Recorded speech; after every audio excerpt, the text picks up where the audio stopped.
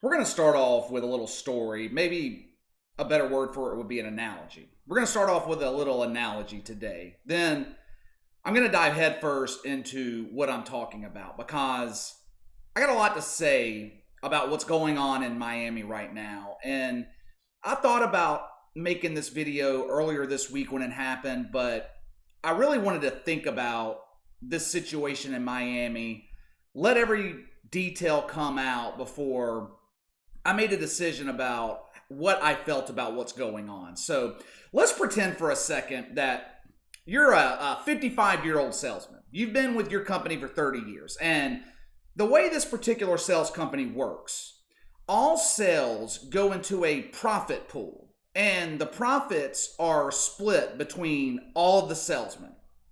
You also get a year-end bonus at the end of the year if the quotas for the company are met. So you're about halfway through the year, and you, as the 55-year-old veteran salesman, are leading the company in sales. The yearly quota for the entire group is en route to being met. It's within reach, and it's mainly because of you. You come into work one day, and your boss tells you that he's taking away your territory. He's giving it to a newly hired college grad with zero experience. And he wants you to train him. Now let me ask you, how would you react? How would you feel about that? Let me ask you this. If you're a colleague of the 55-year-old salesman, you're one of the other salesmen in the company, and your year-end bonus was tied to his success, and now your bonus is reliant on a kid with zero experience, how would you feel about it? That scenario is similar to what Ryan Fitzpatrick and veteran players are experiencing right now in Miami. Ryan Fitzpatrick came into work Tuesday morning, and Dolphins head coach Brian Flores told him that he was benching him and starting with Tua going forward. I just have one question. Why? Why? This makes absolutely zero sense to me. If the Dolphins were sitting at 1-5 right now and Ryan Fitzpatrick was god-awful, I could understand why Brian Flores would go ahead and bring in Tua. But the Dolphins are 3-3. They're second place in the AFC East. Only one game behind the Bills for first, who are struggling right now. For the first time in years, the Dolphins are a legitimate playoff contender. This is not a bad team in Miami, especially considering the fact that 7 teams are going to qualify for the playoffs this year. The leader of the team, Ryan Fitzpatrick, is playing some of the best football of his career. His QBR of 79.6 is 7th in the NFL. So if you rank quarterbacks off of their quarterback rating, Ryan Fitzpatrick is the 7th best quarterback in the league right now. He just led you to 2 blowout wins. One against the 49ers, who were in the damn Super Bowl last year. Ryan Fitzpatrick has had the Dolphins with a chance to win every game this season. He's completing 70% of his passes. I go back to my original question. Why? Why would you bench a veteran quarterback who's winning, who's playing well, for an unproven rookie who had no preseason, he's had no game experience at the NFL level, and he's also coming off a season-ending injury last year? He was hurt, I believe, in November while he was still playing at Alabama last year. I know the NFL is a business, and I talk all the time about not making decisions based off of emotion, which Brian Flores clearly is not doing in this situation. But I just feel like Ryan Fitzpatrick deserved to see this thing through in Miami. We all know Tua's the future. The second they drafted him, we knew Tua was the future. That's no secret. But Ryan Fitzpatrick really saved Brian Flores from a miserable season last year. Remember the first month of the 2019 season? Everyone, myself included, was accusing the Dolphins of tanking for Tua. They were getting blown out week after week after week. They lost their first 3 games by an average of 39 points. Started the season 0-6. Then what happened? Ryan Fitzpatrick said enough is enough. They ended the last half of the season 5-4, led by Ryan Fitzpatrick. He was playing well towards the end of last season, and that's carried over to this year. This is his team right now. He deserves to finish what he started. Can you imagine how some of the veterans are feeling right now in Miami? You've got a legitimate shot at the playoffs this year. The team is gelling. You're winning. Everything's going great.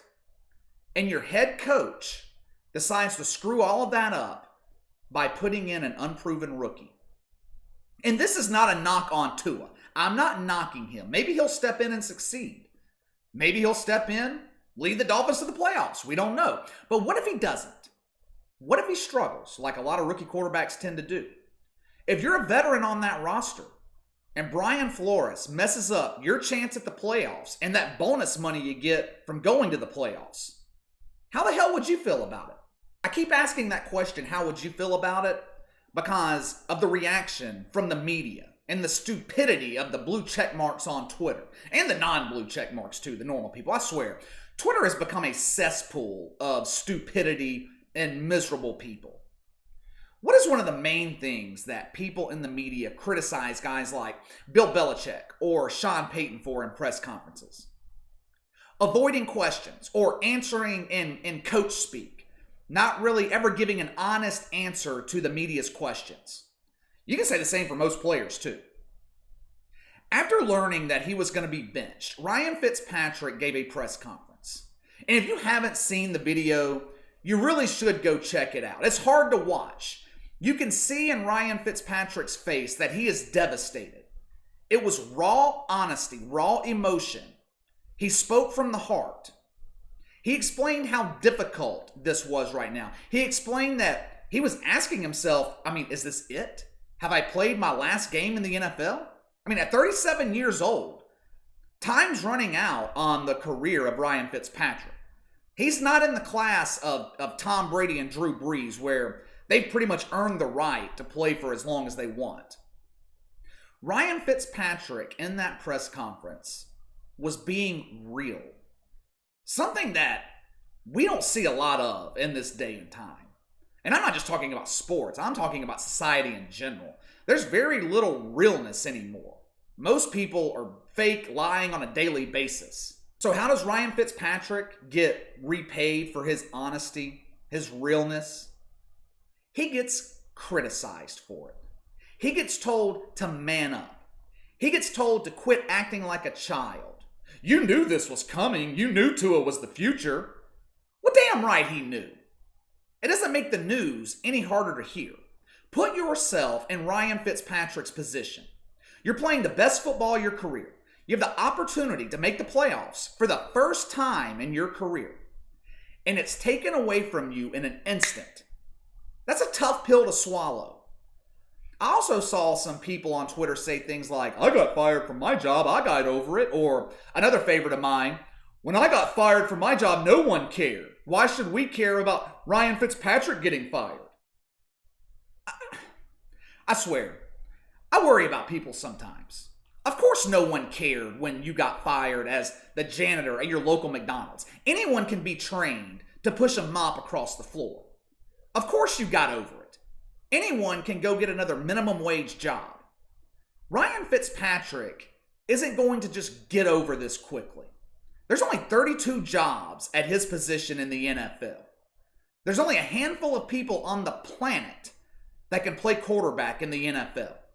Simply put, Ryan Fitzpatrick's job is more important than yours. I've seen some in the media who are criticizing Ryan Fitzpatrick for his reaction, comparing his situation to other veteran quarterbacks in the past who were benched for rookie quarterbacks. Comparing it to people like Kurt Warner, how the Giants benched him week 10 of the 2004 season for Eli Manning. It's actually a pretty good comparison. I'll give him credit for that. But how did that season end for the Giants back in 2004? Kurt Warner started that season 5-2, then dropped 2 straight, which made the decision to bring in Eli Manning a little bit easier for Tom Coughlin. But how did that end for the Giants in 2004? When Kurt Warner was benched, they were in the playoff hunt. They put in Eli Manning, ended the season 1-6, finished 6-10. They went from a playoff contender to one of the worst teams in the league the last half of the season. And also, Kurt Warner really wasn't playing that well throughout that year. He had flashes at times of the old Kurt Warner, but he wasn't playing that well in New York. So his situation is a bit different than Ryan Fitzpatrick, who, like I said, was playing some of the best football of his career. At this point, there's no turning back for Brian Flores. The decision has been made. If Tua struggles, you can't bench him and put Ryan Fitzpatrick back in. You've got to ride out the rest of the season with your rookie quarterback. Now, will Tua struggle? Or will he be like Patrick Mahomes, step in and just be dominant? Who the hell knows? I don't know. No one's seen him play in the NFL. I understand Brian Flores being eager to get to the future, get it started. I get it. I just don't think it's the right timing. Not with Ryan Fitzpatrick rolling. Not with your team sitting one game out of first in the division. Not with your rookie quarterback having an unconventional offseason. No preseason. But what's done is done now. I feel for Ryan Fitzpatrick. I really do.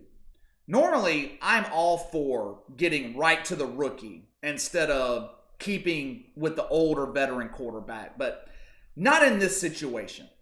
I feel like Brian Flores is pulling the trigger a bit prematurely on Tua. All right, that's all for today. Hit that like and subscribe button. Click the notification bell to receive all notifications from the channel. Leave me a comment in the section below. Do you agree with Brian Flores' decision to bench Ryan Fitzpatrick in favor of Tua? And was Fitzpatrick wrong with his reaction to this decision? Let me know your thoughts. You can follow me on Twitter at KC_BTL84. If you have any questions, a topic you'd like me to discuss, you can email me at BTLKC84@gmail.com. I'll see you guys next time.